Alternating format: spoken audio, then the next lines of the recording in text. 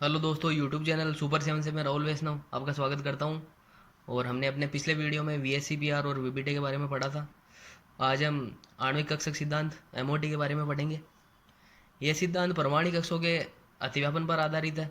जब परमाणु कक्षक अतिव्यापन करते हैं तो एक अणु कक्षक बनाते हैं और इसी पर आधारित ये सिद्धांत है। तो हम शुरू करते हैं आणविक कक्षक सिद्धांत। सहसंयोजक बंध सिद्धांत के दोषों को दूर करने के लिए हुंड तथा मूलिकन ने आणविक कक्षक सिद्धांत दिया था और यह सिद्धांत परमाणु कक्षकों के अतिव्यापन पर आधारित है। इस सिद्धांत के अनुसार जब परमाणु कक्षक अतिव्यापन करते हैं तो अणु कक्षक बनाते हैं तथा परमाणु कक्षक अपनी पहचान को खो देते हैं। परमाणु कक्षक में इलेक्ट्रॉन एक नाभिक से संबंधित होता है, जबकि अणु कक्षक में इलेक्ट्रॉन एक से अधिक नाभिकों से संबंधित होता है, अर्थात बहुकेंद्रित होता है। अब जो ये आणविक कक्षक सिद्धांत है, इसके हम बिंदुओं को पढ़ेंगे। इसमें पहला बिंदु है परमाणु कक्षकों का रेखीय सहयोग। परमाणु कक्षकों की तरंग फलनों के रेखीय सहयोग से अणु कक्षक का निर्माण होता है। अतिव्यापन के समय इन तरंग फलनों का योग या घटाव हो सकता है। जब तरंग फलन मिलते हैं तो व्यतिकरण की घटना होती है। अगर समपोषी व्यतिकरण हो तो तरंग फलनों का योग होगा, अगर विषमपोषी हो या विनाशी व्यतिकरण हो तो तरंग फलनों का घटाव होगा। माना अतिव्यापन करने वाले दो परमाणुओं के तरंग फलन क्रमशः साई ए तथा साई बी है। इनके मध्य अतिव्यापन है, ये दो प्रकार से होगा। पहला अतिव्यापन है तरंग फलनों का योग। जब दोनों परमाणु कक्षकों की अतिव्यापन करने वाली तरंगें समान कला में हो तब इनका योग होगा। यानी जब कला जो जो तरंग फलन है, अगर वो समान कला में होंगे और इनके मध्य अतिव्यापन होगा तो अतिव्यापन से हमें जो तरंग फलन साई ए बी प्राप्त होगा, जो कि निम्न प्रकार होगा। साई ए बी बराबर साई ए प्लस साई बी। यहाँ पे ये तरंग फलन साई ए है और ये तरंग फलन साई बी है। जब इनका अतिव्यापन होगा तो तरंग फलन का योग से हमें निम्न प्रकार से ये साई ए बी प्राप्त होगा। क्योंकि इलेक्ट्रॉन घनत्व के पाए जाने की प्रायिकता को हम साई स्क्वायर से पढ़ते हैं, अतः हम साई ए बी का स्क्वायर करेंगे। तो साई ए बी का स्क्वायर बराबर साई ए प्लस साई बी का स्क्वायर बराबर साई ए का स्क्वायर प्लस साई बी का square plus 2 psi A psi B. यहाँ साई ए स्क्वायर तथा साई बी स्क्वायर परमाणु कक्षकों में इलेक्ट्रॉन घनत्व के पाए जाने की प्रायिकता है, जबकि साई ए बी का स्क्वायर है जो अणु कक्षक में इलेक्ट्रॉन घनत्व के पाए जाने की प्रायिकता है। साई ए बी का स्क्वायर तो अणु कक्षक में इलेक्ट्रॉन घनत्व की पाए जाने की प्रायिकता, जबकि साई ए का स्क्वायर और जो साई बी का स्क्वायर है ये परमाणु कक्षकों में इलेक्ट्रॉन घनत्व की पाए जाने की प्रायिकता है। अतः स्पष्ट है कि साई ए बी स्क्वायर का मान है जो psi A square plus psi B square के मान से 2 साई ए साई बी अधिक होता है। अतः दोनों परमाणुओं के नाभिकों के मध्य इलेक्ट्रॉन घनत्व पाई जाने की प्रायिकता अधिक होती है। और इस प्रकार के अतिव्यापन से बने नए अणु कक्षक का जो अणु कक्षक को बंदी अणु कक्षक कहते हैं और इसकी ऊर्जा है वह ए व बी के परमाणु कक्षों की ऊर्जा से कम होती है। निम्न चित्र से बंदी अणु कक्षक साई ए बी स्क्वायर तथा परमाणु कक्षक को psi A square plus psi B square के इलेक्ट्रॉन घनत्व तथा अंतर्नाभी की दूरी के मध्यम आरेख खींचते हैं तो ये निम्न प्रकार से प्राप्त होगा। यहाँ पे ए और बी है जो परमाणु कक्षक है और इनके मध्य अंतर्नाभी की दूरी निम्न प्रकार से है।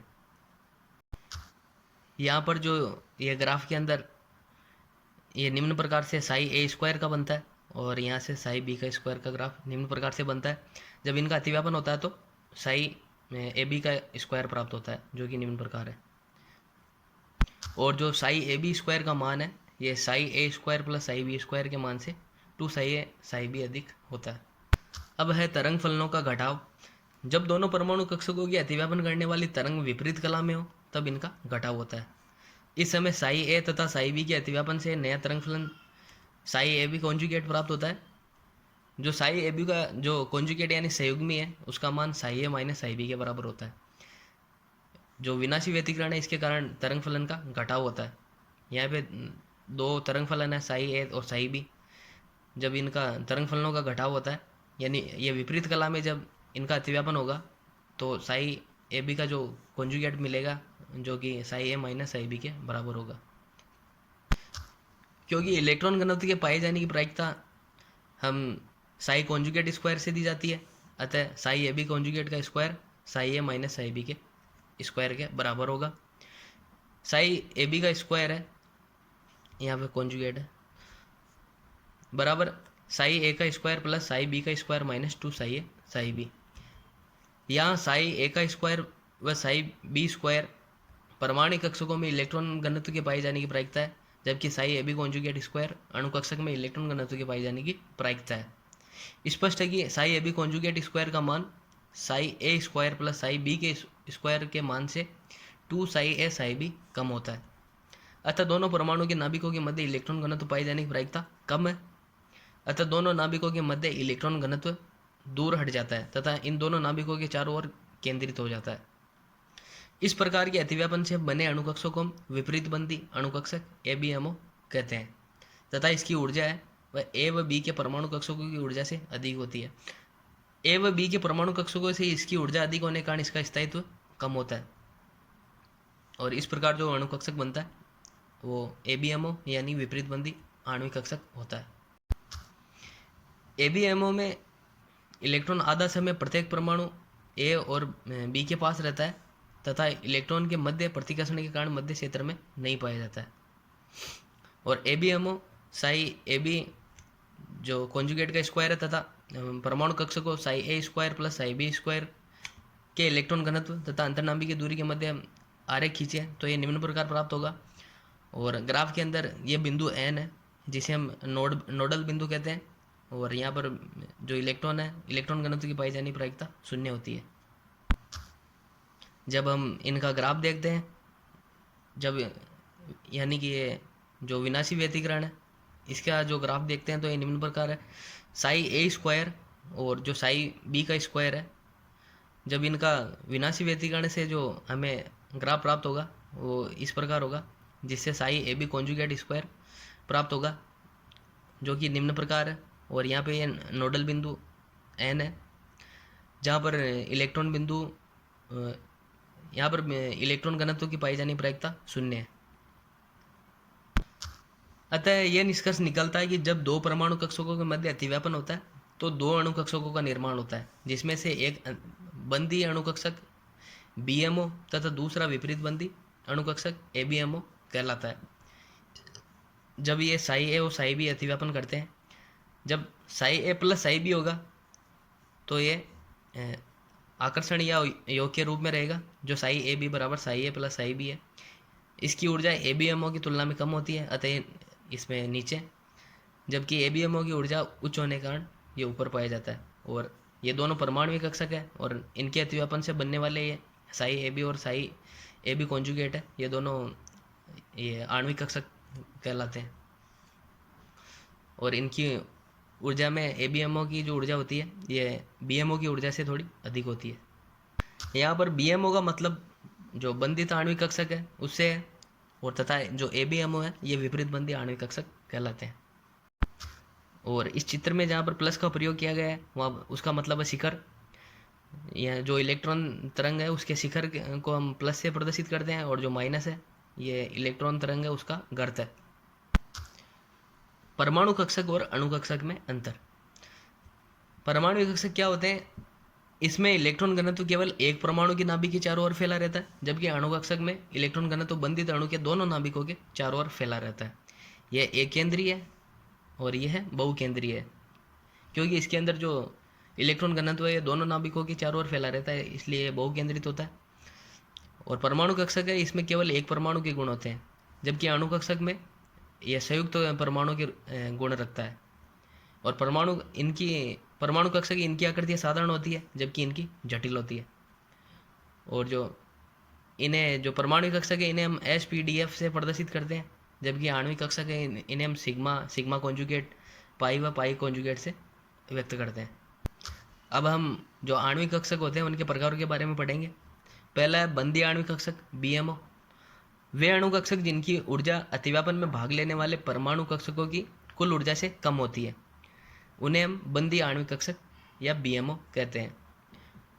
इनमें इलेक्ट्रॉन घनत्व नाभिकों के मध्य अधिक होता है तथा यह दोनों नाभिकों द्वारा एक साथ आकर्षित होता है, जिससे इनकी स्थिति ऊर्जा में कमी होती है।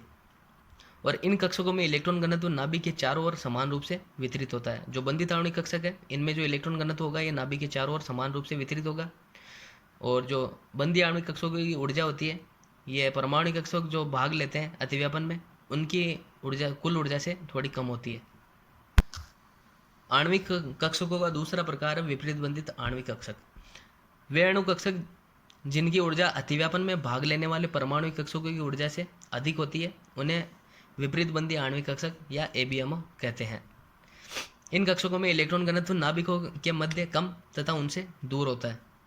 जो नाभिक होंगे, जो परमाणु कक्षक जो भाग लेंगे, तो इनके जो नाभिक होंगे इनके मध्य इलेक्ट्रॉन घनत्व का मान कम होगा और इनमें इलेक्ट्रॉन घनत्व नाभिकों के चारों ओर असमान रूप से वितरित होता है और इनकी ऊर्जा अधिक होती है। अतः इनमें इलेक्ट्रॉन रखने के लिए ऊर्जा देनी पड़ती है और इनका आचरण जो बंधी आणविक कक्षक बीएमओ होते हैं उनके विपरीत होता है।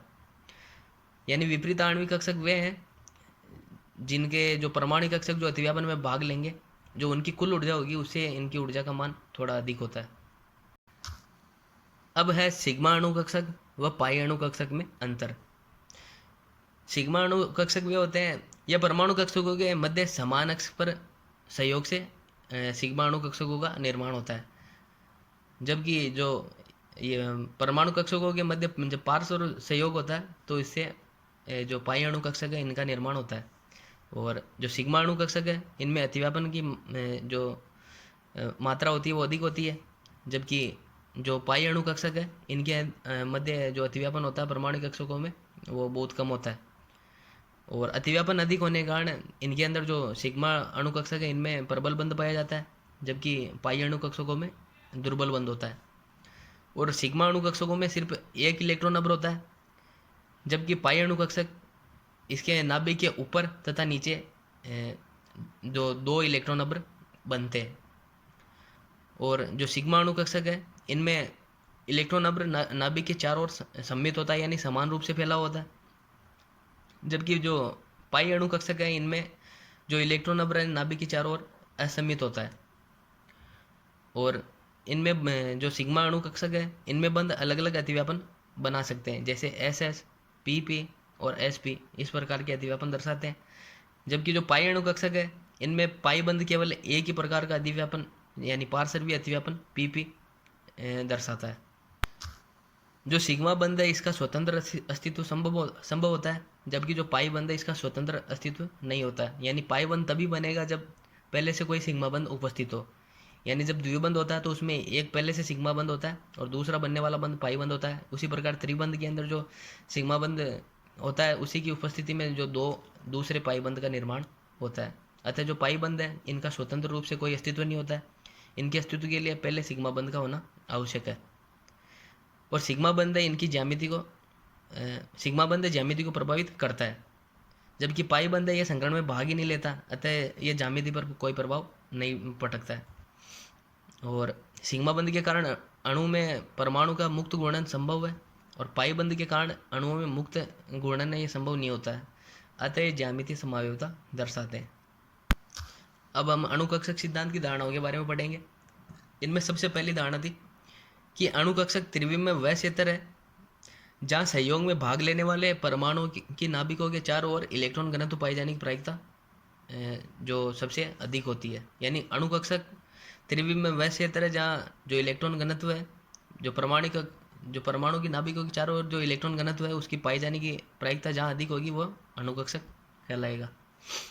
समनाभी के अणु में सहयोग करने वाले परमाणु कक्षकों की ऊर्जा समान होती है, जबकि विषम नाभी के अणु में सहयोग करने वाले परमाणु कक्षकों की ऊर्जा तुलनात्मक होती है।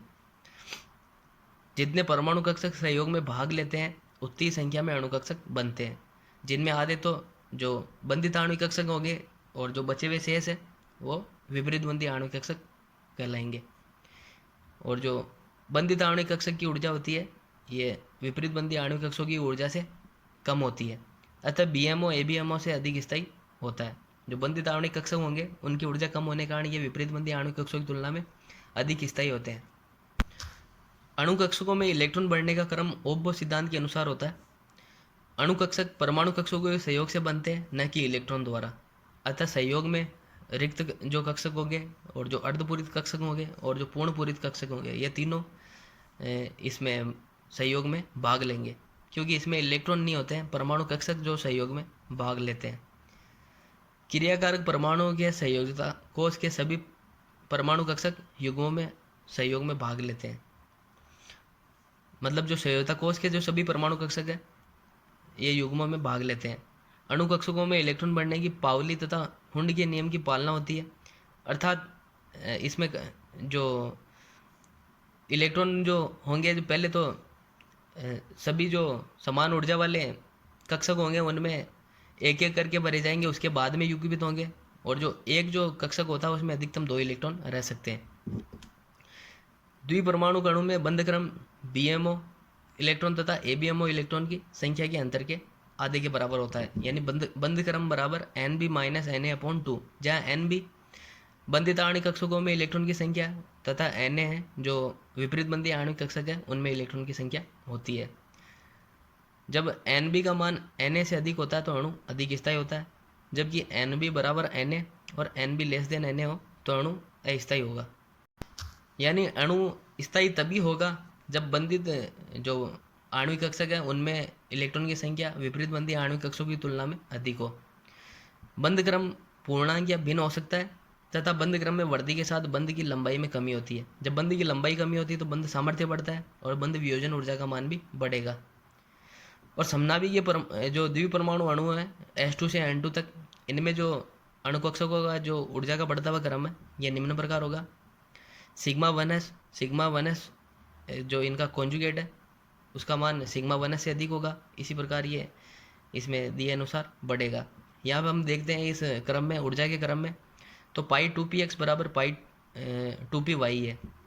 इन दोनों की ऊर्जा समान है, अतः ये दोनों समभ्रंश कक्षक होंगे। उसी प्रकार जो पाई 2px कॉन्जुगेट है बराबर पाई 2py कॉन्जुगेट है। यहाँ पर इन दोनों कक्षकों की ऊर्जा समान है, अतः ये दोनों भी समभ्रंश कक्षक होंगे। O2 से Ne2 तक के लिए जो विभिन्न अणु हैं उनके कक्षों का जो ऊर्जा का बढ़ता हुआ क्रम है वह निम्न प्रकार होगा। और इसके अंदर जब हम देखते हैं तो यहाँ पर भी जो पाई 2px और पाई 2py है इनकी ऊर्जाओं का मान बराबर होता है, अतः समान ऊर्जा तल में होते हैं, जिसके कारण इन्हें समभ्रंश अणुकक्षक कहते हैं। और जो पाई 2px जो कॉन्जुगेट है बराबर पाई 2py कॉन्जुगेट के बराबर होता है, अतः इन दोनों की ऊर्जा भी समान है, अतः ये समान ऊर्जा तल में होंगे, जिसके कारण इन्हें हम समभ्रंश अणुकक्षक कहते हैं। पाई 2px व पाई 2py दोनों में हुंड के अनुसार एक एक इलेक्ट्रॉन बढ़ने के बाद युग्मन होगा। इसी प्रकार जो पाई 2px कॉन्जुगेट वो पाई 2py कॉन्जुगेट है, इन दोनों की ऊर्जा समान होती है, अतः इनमें पहले एक एक इलेक्ट्रॉन भरा जाएगा, उसके बाद में इनका इलेक्ट्रॉन का युग्मन होगा, क्योंकि ये सभी समभ्रंश कक्षक है, अर्थात इन दोनों की ऊर्जा बराबर है। और जो पाई 2px और पाई 2py इनकी ऊर्जा बराबर है, अतः समभ्रंश कक्षक है कहलाते हैं। किसी कक्षक में अयुग्मित इलेक्ट्रॉन होने पर अणु कक्षक जो अणु है वो अनुचुंबकीय होगा तथा युग्मित इलेक्ट्रॉन होने पर अणु प्रतिचुंबकीय होगा। S2 से N2 तक द्विपरमाणु अणुओं के लिए ऊर्जा स्तर निम्न प्रकार होगा। इसमें हम देखते हैं तो जो सबसे कम ऊर्जा होती है वो सिग्मा 1s की, उसके बाद में जो सिग्मा कॉन्जुगेट 1s है उसकी ऊर्जा होगी, उससे अधिक सिग्मा 2s और उससे अधिक सिग्मा स्टार 2s है, और उससे अधिक ये जो ऊर्जा तल होता है इसमें पाई 2px और पाई 2py इनकी ऊर्जा समान होती है, दोनों समभ्रंश आणविक कक्षक होते हैं। और इनसे अधिक जो ऊर्जा होती है वो सिग्मा 2pz की होती है, और सिग्मा 2pz से जो अधिक ऊर्जा होती है ये पाई 2px कॉन्जुगेट और जो पाई 2py कॉन्जुगेट है इनकी ऊर्जा जो सिग्मा 2pz है इससे अधिक होती है तथा ऊर्जा इन दोनों की समान होती है, अतः यह समभ्रंश आणविक कक्षक कहलाते हैं। और इन दोनों से जो सिग्मा 2pz कॉन्जुगेट है उसकी ऊर्जा इन दोनों से अधिक होती है। जब हम देखते हैं कि जो परमाणु कक्षक है 1s और 1s ये मिलते हैं तो दो आणविक कक्षक बनाते हैं। जिनकी ऊर्जा कम होती है वो बंधित आणविक कक्षक कहलाते हैं, और जो विपरीत बंधी आणविक कक्षक है इनकी ऊर्जा इनसे अधिक होती है। और इस प्रकार ये ऊर्जा के बढ़ते क्रम में इनको व्यवस्थित किया जाता है। जब हम O2 से Ne2 तक द्विपरमाणु अणुओं के लिए ऊर्जा स्तर आरेख देखते हैं तब जो S2 से N2 तक का जो ऊर्जा स्तर आरेख था उसके अंदर जो सिग्मा 2pz था उसकी ऊर्जा जो पाई 2px और पाई 2py थी इनकी ऊर्जा से अधिक थी, जबकि जो O2 से Ne2 तक हम जब द्विपरमाणु अणु के लिए ऊर्जा स्तर आरेख देखते हैं तो सिग्मा 2pz की ऊर्जा पाई 2px और पाई 2py से कम होती है। उदाहरण के लिए हम अगर H2 अणु का ऊर्जा तल देखेंगे तो ये निम्न प्रकार प्राप्त होगा। जो H2 अणु है उसमें कुल इलेक्ट्रॉन 2 होते हैं। H2 अणु में उपस्थित दोनों इलेक्ट्रॉन सिग्मा वनस आणविक कक्षक में प्रवेश करते हैं जिनकी ऊर्जा न्यूनतम होती है। अतः H2 अणु का जो इलेक्ट्रॉन विन्यास है वो सिग्मा वनस 2 होगा।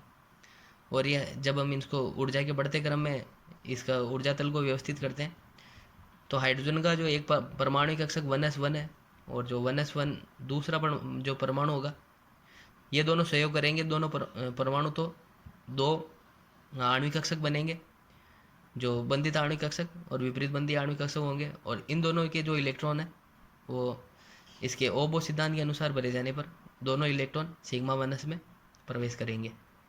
और जो बंध क्रम है उसको ज्ञात करेंगे तो बंध क्रम जो बंधित आणविक कक्षक माइनस बंधित आणविक कक्षक में इलेक्ट्रॉन की संख्या माइनस जो विपरीत बंधित आणविक कक्षक है उसमें इलेक्ट्रॉन की संख्या अपॉन 2 होता है। अतः जो बंधित आणविक कक्षक में इलेक्ट्रॉन की संख्या 2 माइनस विपरीत बंधित आणविक कक्षक में इलेक्ट्रॉन की संख्या 0 अपॉन 2, यानी बंध क्रम का मान 1 प्राप्त होगा। यहाँ पर NB का मान है जो बंधित आणविक कक्षक में इलेक्ट्रॉन की संख्या है वह विपरीत बंधी आणविक कक्षकों की संख्या से अधिक है, अतः अणु स्थायी होगा। और H2 अणु में सभी इलेक्ट्रॉन बंधित है, कोई भी एकाकी इलेक्ट्रॉन नहीं है, अतः यह अणु प्रतिचुंबकीय प्रकृति का होगा। अगला जो हमारा टॉपिक है वो है हाइड्रोजन बंध। इस बंध को वैज्ञानिक लेटिमर और रोडबुश ने दिया था। जब हाइड्रोजन परमाणु दो प्रबल विद्युत ऋणीय तत्वों के मध्य स्थित होता है तो वह एक अतिरिक्त बंध का निर्माण करता है जिसे हम हाइड्रोजन बंध कहते हैं। यह नीचे जो संरचना दी गई है ये जल के अंदर हाइड्रोजन बंध को दर्शाती है। जब जो हाइड्रोजन परमाणु है ये दो उच्च विद्युत ऋणीय परमाणु के मध्य होता है तो एक अतिरिक्त बंध का निर्माण होता है जिसे हम हाइड्रोजन बंध कहते हैं, जो निम्न प्रकार है। और हाइड्रोजन बंध बनने पर लगभग 6 से 10 किलो कैलोरी प्रति मोल ऊर्जा प्राप्त होती है। और हाइड्रोजन बंध की प्रबलता है वह तत्व की विद्युत ऋणता पर निर्भर करती है। जब तत्व की विद्युत ऋणता का मान बढ़ता है तो हाइड्रोजन बंध की प्रबलता का मान भी बढ़ेगा। यानी जो हाइड्रोजन बंध की प्रबलता है ये तत्व की विद्युत ऋणता के समानुपाती होती है। हाइड्रोजन बंध दो प्रकार के होते हैं। इनमें पहला प्रकार है अंतःअणुक हाइड्रोजन बंध। इसमें हाइड्रोजन परमाणु उसी एक ही अणु में उपस्थित किसी अन्य अधिक विद्युत ऋणीय परमाणु के साथ हाइड्रोजन बंध बनाता है। जैसे हम उदाहरण के लिए देखें ऑर्थोक्लोरोफिनॉल, तो इसमें जो उच्च विद्युत ऋणीय जो क्लोरीन है उसके परमाणु के साथ जो हाइड्रोजन है ये हाइड्रोजन बंध का निर्माण करता है। तो इस प्रकार का जो हाइड्रोजन बंध होता है ये अंतःअणु का हाइड्रोजन बंध कहलाता है। उसी प्रकार जो ऑर्थो नाइट्रोफिनॉल है तो उसमें जो नाइट्रो समूह है उसके ऑक्सीजन के साथ जो फिनोलिक समूह है उसका जो हाइड्रोजन है ये हाइड्रोजन बंध का निर्माण करता है। तो इस प्रकार के जो बंध बनेंगे हाइड्रोजन बंध वह अंतःअणुक हाइड्रोजन बंध कहलाएंगे। दूसरा प्रकार है अंतराणुक हाइड्रोजन बंध। इसमें एक अणु का हाइड्रोजन परमाणु किसी दूसरे अणु के अधिक विद्युत ऋणीय परमाणु से हाइड्रोजन बंध बनाता है। और इस प्रकार ये अनेकों अणु परस्पर जुड़ते जाते हैं जिसके आणविक और इस जब ये परस्पर जुड़ते हैं तो इसे हम आणविक संगुणन कहते हैं। और इस प्रकार के यौगिकों के गलनांक और क्वथनांक उच्च होते हैं क्योंकि निरंतर हाइड्रोजन बंध बनने के कारण इनका जो गलनांक और क्वथनांक है ये थोड़ा उच्च हो जाता है। नीचे हम पुनः जल का उदाहरण लेते हैं। इसमें जो हाइड्रोजन परमाणु है ये उच्च विद्युत ऋणीय परमाणु ऑक्सीजन के साथ हाइड्रोजन बंध बना लेता है। और इस प्रकार दो विभिन्न अणुओं में बनने वाला जो हाइड्रोजन बंध है ये अंतराणुक हाइड्रोजन बंध कहलाता है। अब है पाई हाइड्रोजन बंध। जब हाइड्रोजन परमाणु एक प्रबल विद्युत ऋणीय तत्व जैसे कि फ्लोरीन है, ऑक्सीजन है या नाइट्रोजन है आदि तथा विस्थानीकृत जो पाई कक्षक तल है इनके मध्य स्थित हो तो उनमें जो बनने वाला जो हाइड्रोजन बंध होगा ये पाई हाइड्रोजन बंध कहलाता है। इनमें पहला है जो अंतराणुक पाई हाइड्रोजन बंध है। अंतराणुक यानी दो विभिन्न जो अणु है इनके मध्य बनने वाला पाई हाइड्रोजन बंध। जैसे फिनॉल और बेंजीन है तो बेंजीन का जो पाई इलेक्ट्रॉन नंबर है ये जो फिनॉल का जो हाइड्रोजन होता है इसके साथ जो हाइड्रोजन बंध बनाता है ये जो अंतराणुक पाई हाइड्रोजन बंध कहलाता है। दूसरा है अंतःअणुक पाई हाइड्रोजन बंध, यानी स्वयं के अणु से ही जो हाइड्रोजन बंध का निर्माण होता है वह अंतःअणुक पाई हाइड्रोजन बंध कहलाता है।